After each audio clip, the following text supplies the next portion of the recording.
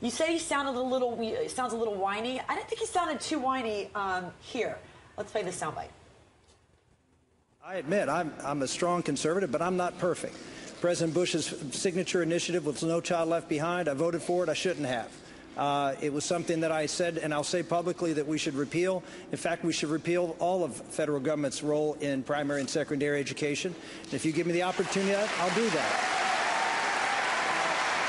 Things like that happen, you know, you'll have the folks, his critics say, well, he's flip-flopping, he's a flip-flopper. But I kind of like it when they are honest and they say, look, I messed up. I don't have a problem with that, Zerlina. Right, and I think that that's Mitt Romney's main liability throughout, is that he can't admit, I made a mistake on this, and here's my new position. He always seems, and last night, particularly in the beginning of the debate, before he got sure footing, he was really, really shifty. And I think that...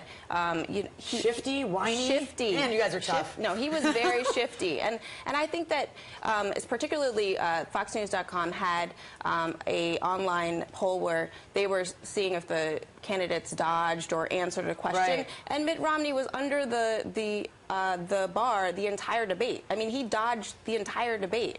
And so I think that that's a theme throughout. But going back to the point he made about Newt Gingrich and the standing ovation, as a Democrat and as an African-American, that was a really uncomfortable segment of the debate for me, because particularly Newt Gingrich coming from the welfare reform period, being Speaker of the House during that contentious battle, and the welfare queen being the symbol of lazy African-American women with kids out of wedlock, that being the iconic image from that battle. And now we're talking about the food stamp president, and he's really making false claims here, because while there are more Americans on food stamps, that's really the result of the economic crisis and not any policy that President Obama put into place. The topic of, you know, Bain came up yet again.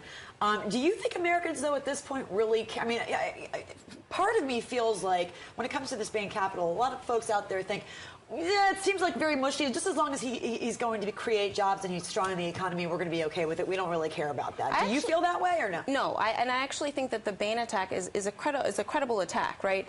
I mean, say what you will about the falsehoods or misleading claims in the actual movie, but Mitt Romney made this an issue by making it the central argument for why he should be president over Barack Obama. He's saying, I was in the private sector, I know how to create jobs, and you're seeing real people who's lost their jobs and their factories closed as a result of Mitt Romney's actions when he was CEO. I still think that his record on job creation, which is his central argument, is a very weak one, given all of the facts surrounding his record. I mean, he really hasn't sufficiently responded to the attacks. He's just saying, well, they're misleading. I really did create jobs.